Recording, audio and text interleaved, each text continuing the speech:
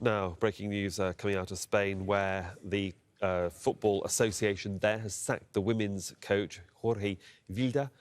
For more on this breaking news, we can talk to our presenter, Andy Richardson. I mean, this is a saga that has spiralled out of control, and the Spanish coach wasn't the one that committed the kiss, so why has he been fired? Yeah, he's a big ally of a bit of context for everyone. This comes off the back of Luis Rubiales, the Federation president, kissing Jenni Hermoso, the World Cup winner, on the lips without her consent after their World Cup win, an action which has completely overshadowed the team's success on the pitch. Jorge Vilda, the coach of the women's team, a big ally and friend and staunch supporter of Rubiales, when the Football Federation held an extraordinary general meeting at which it was thought Rubiales would step down, when in fact he got up and defended his position. Rubiales was supported by Vilda at that meeting. Yesterday, we had the men's team, the Spanish men's team, issuing a statement saying they were appalled by what Rubiales had done and how it had taken away from the success of the women's team. So the pressure was growing, and Vilda has now lost his job as part of the wider reforms that the Federation presidents had promised to bring in. There was a meeting of the Spanish Federation in the wake of all this, and it was very telling that of the 140 members meeting, only 6 were women. And this was one of the things they promised was going to change. And really, it seemed that his position was untenable. Also, bearing in mind, there'd been so many complaints about Vilda from the players in the build-up to the World Cup. 12 of Spain's leading players didn't make it to the tournament because they'd fallen out with the coach. They said the training conditions were unacceptable, the atmosphere around the squad wasn't right. The Federation at that point backed Vilda.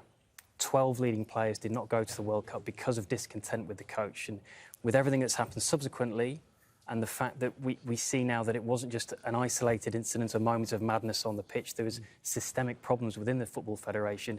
Vilda really had to go, despite bringing the World Cup to his country. This obviously now perhaps puts more pressure on the investigation around Luis Rubiales, because obviously FIFA are involved now. Yeah. How does this play out? Because, as you say, it's tarnished the whole victory by the ladies' team, yeah, and has put Spain in the spotlight for all the wrong reasons. Yeah, and I think I think the reason it's become such a global story, and not just a Spanish football story, is that so many women involved in sports can look at what happened to Hermoso, look at what happened under Vilda with those players, and they can relate to it.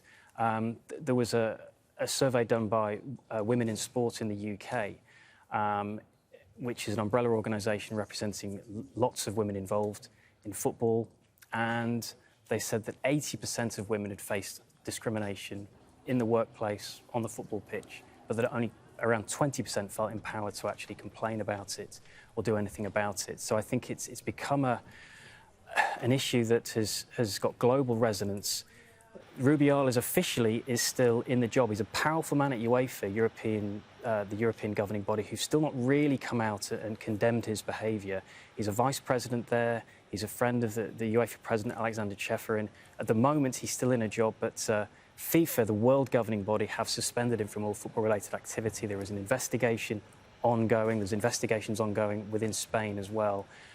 So at the moment, the Football Federation is going to allow those processes to play out before they take any action against him. How does this all then impact, Andy, really on the wider topic that most probably teams across Europe and their club chairmen are actually discussing, you know, the way that the female players are being treated within the huge teams like Bayern Munich and Arsenal and Manchester United. I mean, you know, there's no scandal there at the moment, but inevitably, chairmen, team managers, coaches, everybody's going to be asked, is everything OK in our house? Yeah. Do we have something to worry about? Absolutely, and I think that's what's come out over the last